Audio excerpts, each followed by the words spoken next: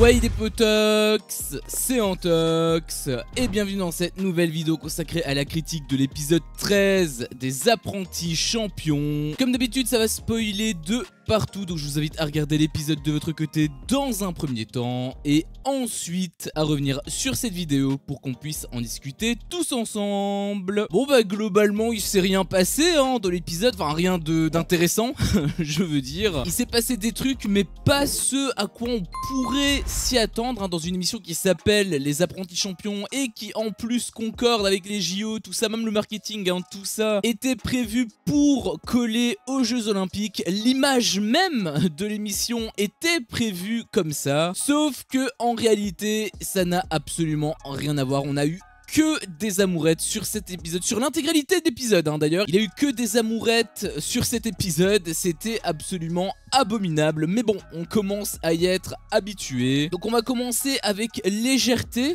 Il y avait Adixia et Simon, donc quand ils se sont couchés, t'avais Adixia qui avait fait un petit sourire quand elle s'était posée dans son lit en regardant justement Simon Ferro. On la sentait quand même amoureuse, on la sentait quand même sincère dans sa relation. Et ça m'avait quand même plutôt plu en fait, justement ce visage. On a eu également l'embrouille entre Joe et Clarisse, donc la suite au petit matin. Le lendemain donc tu avais Clarisse qui était en train de parler à Beverly par rapport à ses problèmes. Bon déjà je trouve que c'était pas spécialement très malin d'avoir fait ça. Bon c'était surtout la haine qu'elle avait, c'était beaucoup une question d'ego en fait. Je trouvais que c'était un petit peu pathétique, mais par contre il y a quand même une petite phrase que Beverly avait dit. Elle avait dit en gros qu'elle la soutenait à mort, il fallait surtout pas que ce soit elle qui lui parle, c'est à Giovanni à faire le premier pas. Et elle avait utilisé comme argument le girl power. En gros elle avait pas d'argument, elle disait juste qu'elle était solidaire avec son ami, mais c'est pas parce que t'es ami avec quelqu'un que t'es obligé d'aller dans son sens. Et j'ai trouvé que cette réaction était un petit peu stupide honnêtement. Après heureusement Clarisse a quand même fait preuve de maturité puisque elle a quand même eu une petite discussion avec Giovanni. D'ailleurs ça s'est très bien terminé puisque les tensions se sont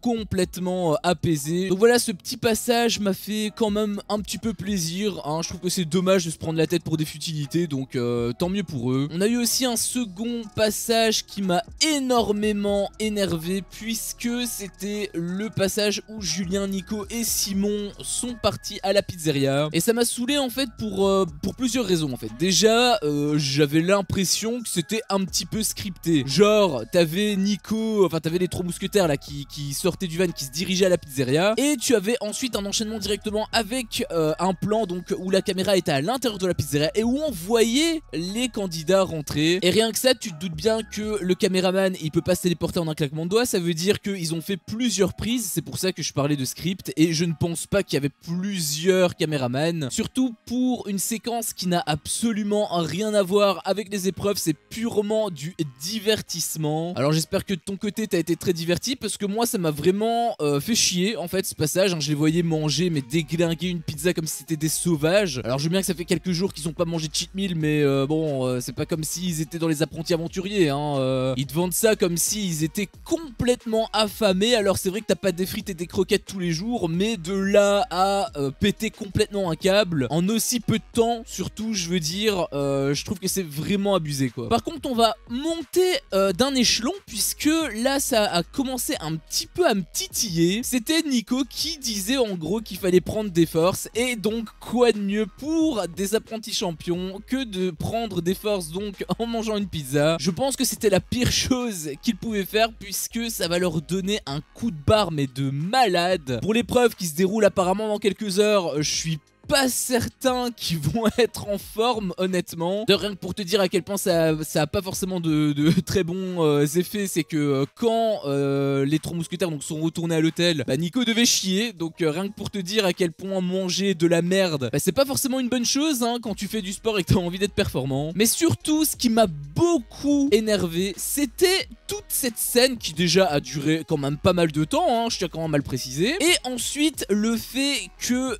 pour moi, je me doute que eux, c'était juste voilà par envie, par instinct, ils avaient envie de manger, il fallait aussi meubler l'épisode, il fallait créer une séquence qui soit un petit peu drôle et donc ils se sont prêtés au jeu. Sauf que je suis désolé, hein, peut-être que je suis aigri encore une fois, mais pour moi c'est une insulte qu'ils font à l'association, aux associations en fait, parce qu'il y en a deux. Et je sais pas, je comprends pas en fait comment ça a pu être validé par la prod. Je sais pas si tu te rends compte de la dinguerie que c'est. Tu as toute une dimension caritative qui est censée être bien en fait, hein, censée être noble quelque part, et ils font tout foiré juste pour placer quelques blagues à gauche et à droite. Je vois en fait cette séquence comme dans un film où tu as un moment extrêmement émouvant et où en fait, donc t'es dans la salle, hein, t'es assis à la salle, tu regardes ton film au cinéma, t'as une scène qui est magnifique, t'en as limité larmes aux yeux et en fait au moment en fait de l'apogée, du climax si tu veux, t'as ton pote qui fait une proute avec le bras. Je le vois un petit peu comme ça en fait, hein, vraiment, mais c'est hallucinant. En plus ils te font passer ça comme si c'était drôle, mais en réalité, enfin peut-être pour les plus jeunes ça peut être drôle, je sais pas, mais enfin pour les plus âgés, vous avez trouvé que c'était drôle vous? Moi franchement je me suis fait chier mais comme un rat mort quoi. Et je me suis un peu senti insulté aussi en fait. Il y avait aussi Simon qui voulait piquer un petit peu l'autre Simon, du coup, donc c'est Simon Castaldi hein, que je parlais, et il a envie donc de piquer Simon Ferro en apportant une pizza à Dixia. Donc ça pouvait être vu comme de l'irrespect, c'est comme ça un peu que je l'ai vu aussi, mais en même temps vu comment Simon Ferro a annoncé la chose, le fait que voilà il était interdit de discuter, de parler avec Dixia, personnellement ça m'avait pas trop plu, donc j'ai envie de te dire c'est un petit peu un renvoi d'ascenseur. Après Simon avait quand même réagi justement à ça, il avait commencé à mettre un petit peu quelques pics, ça commençait tout doucement à partir sur le clash, mais l'autre Simon, donc Castaldi cette fois-ci, ça se renvoie la balle hein, à chaque fois. L'autre Simon a très bien pris justement la chose, il s'est pas embrouillé, en tout cas ça a pas été montré, il a même pris avec le sourire en fait, donc au final c'était plutôt bon enfant. Ça avait aussi plu à Adixia, j'ai envie de te dire, c'est le principal hein. Moi mon opinion n'engage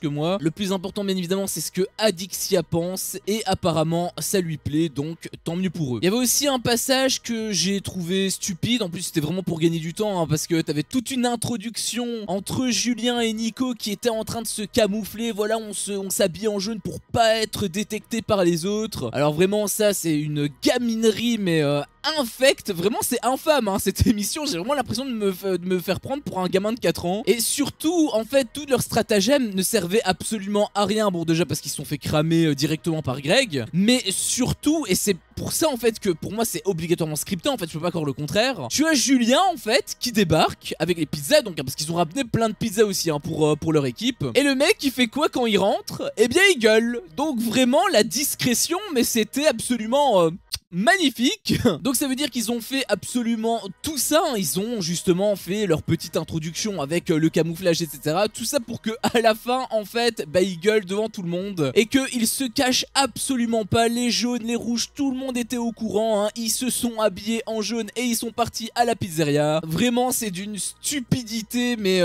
vraiment c'est pire que les Télétubies hein, sincèrement. Et puis on en vient au gros morceau de l'épisode, c'était le clash on va dire entre Bastos et Lisa Marie, plutôt les histoires de Lisa Marie puisque Bastos n'était pas forcément toujours là. L'épisode d'ailleurs aurait dû s'appeler les histoires de Lisa Marie, je pense que ça aurait été plus propice, ça aurait en tout cas mieux collé à l'épisode. Donc dans un premier temps tu avais Bastos qui avait envoyé un petit pic à Lisa Marie en disant donc qu'elle se débrouille, enfin plutôt dans le sens justement elle est autonome, elle a pas besoin d'aide, donc pas besoin qu'il fasse le grand gentleman. Je peux comprendre quelque part un petit peu sa réaction, parce que c'est vrai que Lisa Marie elle a pas eu une réaction très mature, je dirais. En tout cas elle a pas fait preuve de tact du tout hein. C'est comme ça que je le vois en tout cas. J'ai trouvé qu'elle avait été quand même pas mal virulente lors de sa réponse donc à l'épisode dernier, mais j'ai trouvé aussi que Bastos était un peu dans l'abus puisqu'il avait remis toute sa relation en question juste à cause de ça. Alors je peux comprendre qu'il ait des traumatismes, mais de là à penser carrément ça, à tout remettre en question juste pour une petite réponse, j'ai trouvé que c'était un petit peu abusé. Après, même du côté d'Lisa Marie, c'était pas fou, hein. Bon, déjà ils ont eu une discussion tous les deux, comment te dire que ça s'est pas bien passé du tout, mais ce qui m'a surtout déplu, c'était le comportement par après de Lisa Marie, puisque elle a en gros fait des appels de phare à Greg, hein, on peut dire ça comme ça, on peut utiliser des termes. Alors elle te fait passer ça sur le ton de l'humour et tout. Après, par rapport à ça, je pense que en effet c'était peut-être sur le ton de l'humour, probablement même, hein, qu'elle l'avait dit. Là sur ce coup je rejoins pas mal Clarisse, sauf que ça reste quand même très ambigu. T'es un peu en embrouille avec ton mec et surtout elle fait ça à Greg, hein. Je pense que c'est le mec probablement le plus sensible de tout l'hôtel et donc c'était pas fameux. Mais surtout là où moi j'en veux quand même beaucoup plus, c'est que elle avait clairement avoué elle-même, hein, pour elle c'est vraiment sa petite vengeance en fait par rapport à Bastos, et j'ai trouvé que c'était pas spécialement cool parce que pour moi encore une fois c'est elle la fautive, donc le fait qu'elle se venge, mais elle se venge de quoi exactement? Elle se venge que Bastos ait mal pris sa réponse. J'ai trouvé que c'était un petit peu stupide en fait, hein, comme raisonnement. J'ai l'impression qu'elle qu'elle se prend pour une princesse, alors c'est peut-être le cas. J'espère qu'elle-même a une remise en question parce qu'elle arrête pas de parler justement de maturité avec Bastos. Elle est déçue que Bastos n'ait pas autant de maturité. Elle espère qu'il va se remettre en question. Et bien j'espère qu'elle aura exactement la même chose en fait, qu'elle aura le même comportement, puisque c'est beau de parler de maturité, mais il faut l'être soi-même et c'est pas parce qu'on s'autoproclame mature qu'on l'est forcément. Donc je me demande comment ça va se passer. J'espère que ça va mieux aller, mais vu comment ça part, vu dans quelle direction ça va, je suis pas certain. En plus il y a vraiment eu du feu, de l'huile qui a été ajoutée sur le feu, hein, puisque forcément t'as Manon qui l'a su. Alors d'ailleurs petite parenthèse, ça m'a fait quand même pas mal rire parce qu'elle avait demandé justement, quand ils lui ont parlé de ça, il chuchotait, hein, pour être un petit peu discret, et Manon elle dit vous pouvez parler plus fort. Mais bref, tu connais Manon, hein, elle a l'art de se mêler des histoires qui la regardent pas. Après bon, ça reste quand même son pote, hein, donc je peux aussi comprendre qu'elle veuille défendre son ami, mais c'est vrai qu'elle est beaucoup trop virulente en fait, hein. Je peux aussi comprendre que Lisa Marie l'ait assez mal pris. D'ailleurs il y a eu un gros clash entre elles. Bon, très honnêtement j'ai rien compris, hein, vraiment elles parlaient toutes les deux en même temps, c'était une cacophonie mais infernale. Et dans un second temps tu avais Bastos qui est arrivé, qui était en train de descendre les escaliers et qui a aussi été mis au courant et qui a très mal pris forcément cette petite attaque, ce petit pic de Lisa Marie. Bon, je la rejoins quand même quelque part sur le fait que Greg s'est un petit peu abusé parce que elle a dit que quelques petits trucs et c'est lui en fait qui s'en fait vraiment des films. Là sur ce point je lui donne quand même raison, mais on connaît Greg, hein, c'est pas vraiment une surprise. Par contre là où je suis un petit peu plus négatif avec elle, c'est sur le fait en fait que elle a un petit peu fait tout ça par vengeance. Certes elle voulait rire, mais si t'es un petit peu en couple ou en pré-couple, peu importe, le fait que tu fasses des appels de phare à quelqu'un d'autre, c'est pas forcément très respectueux vis-à-vis de la première personne. Elle avait encore une fois justifié ça sur le ton donc de la vengeance, mais pour moi c'était simplement pas son rôle. Pourquoi est-ce qu'elle devait se venger? Ça n'avait absolument aucun sens. Et surtout, si elle était aussi mature qu'elle le disait, pourquoi est-ce qu'elle se venge? Si t'es mature, en théorie t'as pas besoin de te venger, t'es posé en fait, hein, donc pas besoin de passer aux attaques. Pour moi c'est une grosse preuve en fait d'immaturité de sa part, même si elle te vend que en fait elle est très mature, en fait pour moi elle l'est pas du tout, juste à cause de ça. J'espère quand même me tromper, j'espère que c'était juste sous le coup de l'émotion et que en fait elle va quand même avoir cette réflexion et qu'elle va avoir une discussion plus profonde avec Bastos et qu'elle va réussir à apaiser les tensions, exactement comme Joe et Clarisse ont réussi à apaiser les leurs. Mais en l'état, je sais pas trop où ça va partir, mais sur le long terme, en tout cas, je pense que ça va pas marcher. Bref, c'était mon avis sur cet épisode. Si mon contenu te plaît, fais-le moi savoir en me laissant un énorme pouce bleu. À chaque fois que je vois ça, je vois que mon contenu plaît et donc moi, ça me motive à continuer. Si t'es pas encore un peu tox, qu'est-ce que tu attends pour me défoncer ce gros bouton rouge? N'hésite pas à activer la cloche pour ne rien louper et je te dis à la prochaine pour une prochaine vidéo. Ciao.